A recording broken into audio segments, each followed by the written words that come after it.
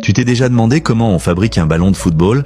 Tout commence par un moule en forme de fleur à 4 pétales que l'on plonge dans du caoutchouc liquide chauffé. Quand on le retire, une fine couche de caoutchouc recouvre parfaitement le moule, formant ainsi la base de la vessie du ballon. Cette pièce est ensuite placée dans une chambre de vulcanisation. Sous l'effet d'une chaleur intense, les molécules du caoutchouc se lient entre elles, le transformant en un matériau solide, souple et élastique. Une fois la vulcanisation terminée, la vessie est refroidie, démoulée, puis on y installe une valve d'air. À ce stade, la vessie est prête à être intégrée au ballon. On la gonfle légèrement, puis on l'entoure de plusieurs couches de filaments en polyester ou en nylon très résistant. Cette étape permet de renforcer la structure et de mieux répartir les chocs lors de l'utilisation. Pendant ce temps, on prépare les panneaux extérieurs, 20 hexagones et 12 pentagones, dont les bords sont recouverts d'un adhésif thermofusible. Ils sont ensuite assemblés pour former 2 demi-sphères. Ces hémisphères, avec la vessie au centre, sont placés dans une presse chauffante à environ 250 à 300 degrés Celsius.